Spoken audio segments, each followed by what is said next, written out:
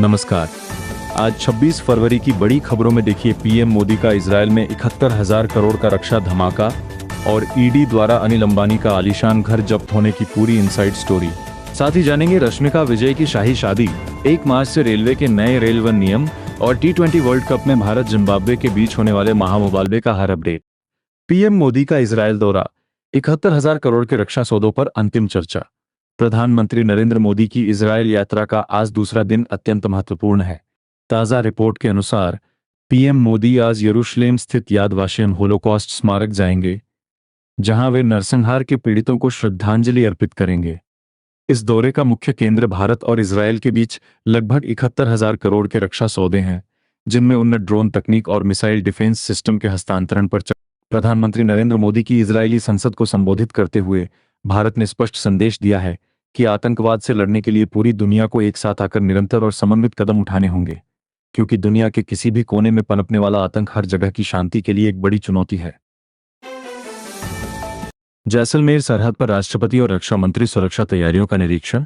राष्ट्रपति द्रौपदी मुर्मू और रक्षा मंत्री राजनाथ सिंह आज एक दिवसीय दौरे पर राजस्थान के जैसलमेर पहुंच रहे हैं। सेना और वायुसेना के अधिकारियों ने सुरक्षा व्यवस्था का अंतिम जायजा लिया है। राष्ट्रपति यहां भारत पाकिस्तान सीमा पर तैनात जवानों का हौसला बढ़ाएंगी और आधुनिक युद्धक प्रणालियों के प्रदर्शन का अवलोकन करेंगी। रक्षा मंत्री राजनाथ सिंह इस दौरान आत्मनिर्भर भारत के तहत विकसित नए डिफेंस इक्विपमेंट्स की समीक्षा करेंगे। सीमा पर हालिया गतिविधियों के बीच देश के शीर्ष नेतृत्व का यह दौरा सामरिक दृष्टि से अत्यंत महत्वपूर्ण माना जा रहा है और पड़ोसी देशों को एक कड़ा संदेश भी है। जैसलमेर सरहद पर राष्ट्रपति और रक्षा मंत्री सुरक्षा तैयारियों का निरीक्षण। राष्ट्रपति द्रौपदी मुर्मू और रक्षा मंत्री राजनाथ सिंह आज एक दिवसीय दौरे पर राजस्थान के जैसलमेर पहुंच रहे हैं। सेना और वायुसेना के अधिकारियों ने सुरक्षा व्यवस्था का अंतिम जायजा लिया है। राष्ट्रपति यहां भारत पाकिस्तान सीमा पर तैनात जवानों का हौसला बढ़ाएंगी और आधुनिक युद्धक प्रणालियों के प्रदर्शन का अवलोकन करेंगी। रक्षा मंत्री राजनाथ सिंह इस दौरान आत्मनिर्भर भारत के तहत विकसित नए डिफेंस इक्विपमेंट्स की समीक्षा करेंगे। सीमा पर हालिया गतिविधियों के बीच देश के शीर्ष नेतृत्व का यह दौरा सामरिक दृष्टि से अत्यंत महत्वपूर्ण माना जा रहा है और पड़ोसी देशों को एक कड़ा संदेश भी है। गृह मंत्री अमित शाह का अररिया दौरा, भारत नेपाल सीमा सुरक्षा पर मंथन। केंद्रीय गृह मंत्री अमित शाह आज बिहार के अररिया जिले के दौरे पर हैं। ताज़ा जानकारी के अनुसार इस दौरे का प्राथमिक उद्देश्य भारत नेपाल सीमा पर सुरक्षा व्यवस्था को और अधिक पुख्ता करना है। अमित शाह एसएसबी के वरिष्ठ अधिकारियों के साथ एक उच्च स्तरीय बैठक करेंगे, जिसमें सीमा पार से होने वाली घुसपैठ, तस्करी और अवैध गतिविधियों को रोकने के लिए आधुनिक तकनीक के उपयोग पर चर्चा की जाएगी। इसके अलावा सीमावर्ती क्षेत्रों के बुनियादी ढांचे के विकास के लिए कई परियोजनाओं की घोषणा होने की उम्मीद है। यह दौरा सीमांचल क्षेत्र की सुरक्षा और राजनीतिक स्थिरता के लिए महत्वपूर्ण माना जा रहा है। यूपी में टीईटी अनिवार्यता के खिलाफ शिक्षकों का प्रदर्शन, लखनऊ में भारी विरोध। उत्तर प्रदेश में शिक्षक पात्रता परीक्षा टीईटी की अनिवार्यता के नए नियमों के खिलाफ हजारों शिक्षकों ने आज मोर्चा खोल दिया है। शिक्षकों का तर्क है कि ये नए नियम उनके करियर और सेवा शर्तों के लिए संकट पैदा कर रहे हैं। लखनऊ के इको गार्डन और विधानसभा मार्ग पर भारी विरोध प्रदर्शन देखा गया है, जहां पुलिस को प्रदर्शनकारियों को रोकने के लिए कड़ी मशक्कत करनी पड़ी। शिक्षक संघों का कहना है कि जब तक सरकार अपनी नीतियों में संशोधन नहीं करती, उनका कार्य बहिष्कार जारी रहेगा। इस आंदोलन के कारण प्रदेश के कई सरकारी स्कूलों में शिक्षण कार्य प्रभावित होने की आशंका बढ़ गई है। कनाडा के पीएम मार्क कार्नी की भारत यात्रा, द्विपक्षीय व्यापार पर विशेष फोकस। कनाडा के नए प्रधानमंत्री मार्क कार्नी आज अपनी पहली आधिकारिक भारत यात्रा पर नई दिल्ली पहुंच रहे हैं। विदेश मंत्रालय ने उनके स्वागत की सभी औपचारिक तैयारियां पूरी कर ली हैं। इस यात्रा का मुख्य उद्देश्य पिछले कुछ समय से तनावपूर्ण रहे भारत कनाडा संबंधों को पुनः पटरी पर लाना और मुक्त व्यापार समझौते एफटीए की वार्ता को आगे बढ़ाना है। दोनों देशों के बीच ऊर्जा, उच्च शिक्षा और तकनीकी निवेश के क्षेत्रों में नए समझौतों की संभावना है। विशेषज्ञों का मानना है कि कार्नी की यह यात्रा कूटनीतिक कड़वाहट को दूर कर आर्थिक सहयोग के एक नए अध्याय की शुरुआत कर सकती है। अमेरिका की ईरान पर डिजिटल स्ट्राइक हो, 30 कंपनियों पर कड़े प्रतिबंध लागू। अंतर्राष्ट्रीय मोर्चे पर अमेरिकी राष्ट्रपति डोनाल्ड ट्रंप ने ईरान के विरुद्ध अपनी अब तक की सबसे बड़ी डिजिटल स्ट्राइक की घोषणा की है। जारी आदेश के अनुसार ईरान के परमाणु कार्यक्रम और संदिग्ध साइबर गतिविधियों में संलिप्त 30 प्रमुख कंपनियों और व्यक्तियों पर कड़े आर्थिक प्रतिबंध लगा दिए गए हैं। अमेरिका का दावा है कि ये इकाइयां वैश्विक सुरक्षा और इंटरनेट संप्रभुता के लिए खतरा पैदा कर रही थीं। इन प्रतिबंधों के लागू होने के बाद अंतर्राष्ट्रीय तेल बाजार में कीमतों में उतार चढ़ाव की स्थिति बन गई है। ईरान ने फिलहाल इन प्रतिबंधों को अनुचित बताते हुए कड़ी प्रतिक्रिया देने की चेतावनी दी है। पूर्वोत्तर छात्राओं से नस्लीय दुर्व्यवहार, आरोपी दंपति गिरफ्तार। 14 दिन की न्यायिक हिरासत। दिल्ली के मालवीय नगर इलाके में अरुणाचल प्रदेश की 3 छात्राओं के साथ नस्लीय दुर्व्यवहार और बदसलूकी करने के मामले में पुलिस ने आरोपी दंपति हर्ष सिंह और रूबी जैन को गिरफ्तार कर लिया है।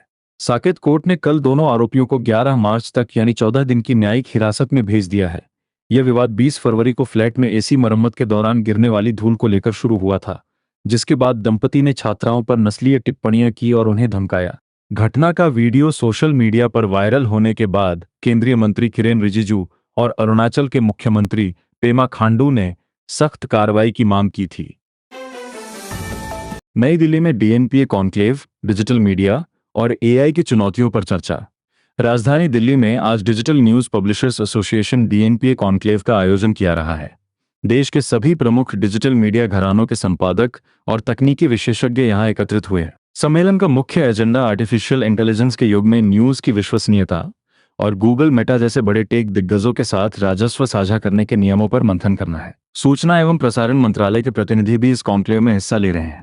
डिजिटल युग में पत्रकारिता की शुचिता और प्रकाशकों के आर्थिक हितों की रक्षा के लिए आज यहां कई महत्वपूर्ण सिफारिशें पेश की जा सकती हैं।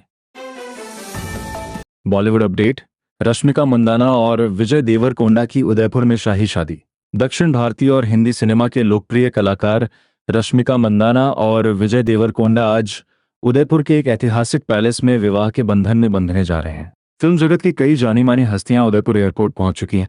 हालांकि इस समारोह को पूरी तरह निजी और गोपनीय रखने का प्रयास किया गया है, लेकिन सोशल मीडिया पर इस शादी को लेकर जबरदस्त चर्चा है। सुरक्षा के कड़े इंतजामों के बीच पैलेस को दुल्हन की तरह सजाया गया है। फैंस अपने पसंदीदा कलाकारों की शादी की तस्वीरों का बेसब्री से इंतजार कर रहे हैं। यह इस साल की सबसे चर्चित और भव्य सेलिब्रिटी शादियों में से एक है। यूपी सीएम योगी आदित्यनाथ का जापान दौरा, 11,000 करोड़ के निवेश पर मुहर।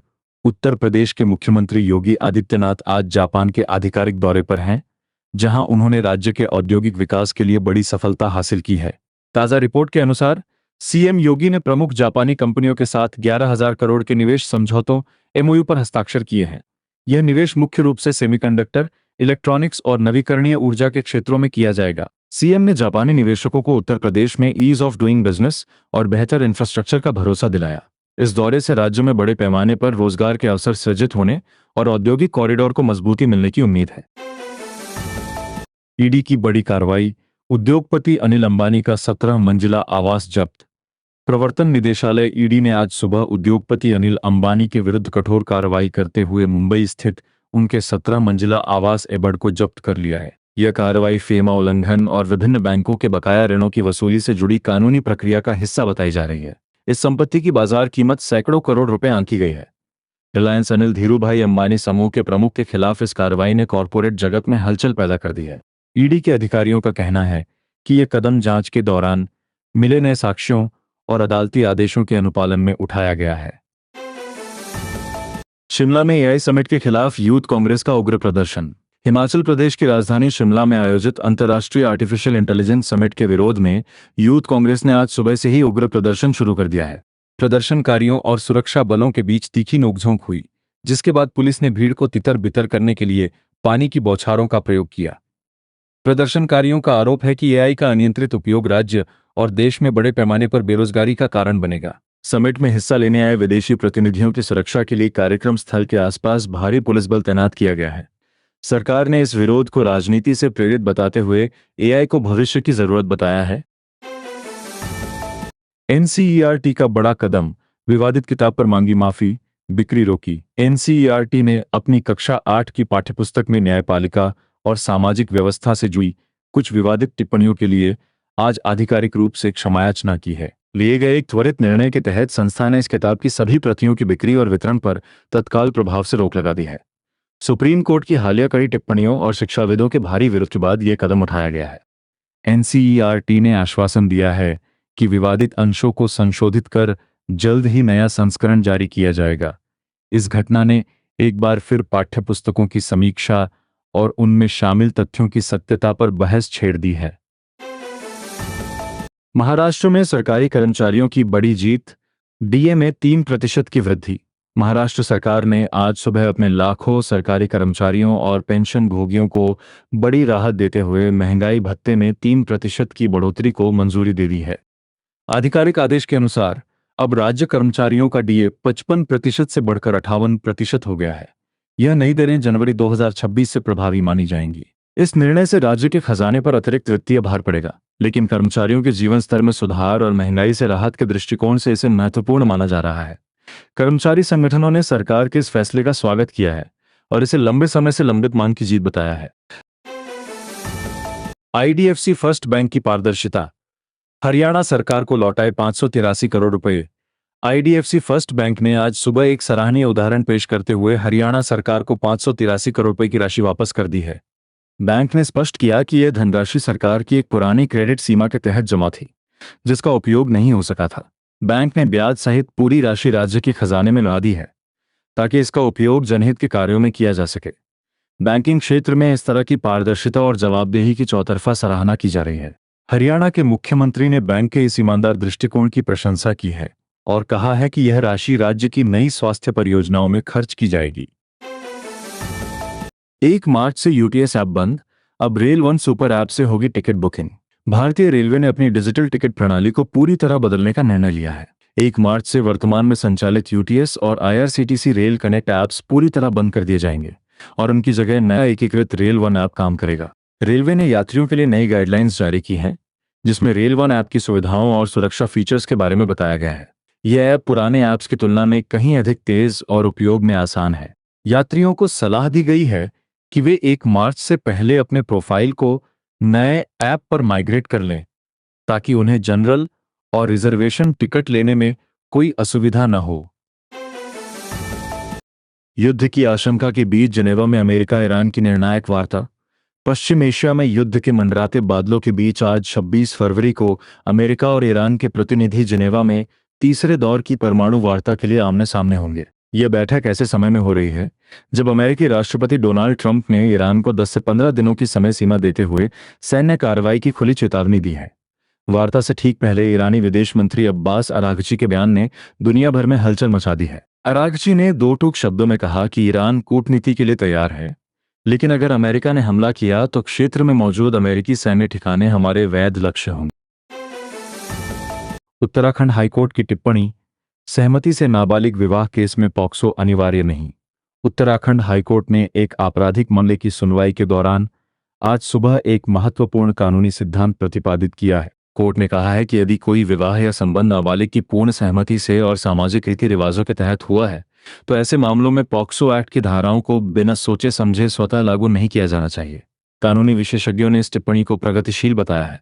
कोर्ट का मानना है कि कानून का उपयोग वास्तविक शोषण रोकने के लिए होना चाहिए, न कि सहमति से बने सामाजिक संबंधों को दंडित करने के लिए। इस टिप्पणी से कई लंबित मामलों की न्यायिक दिशा बदलने की संभावना है।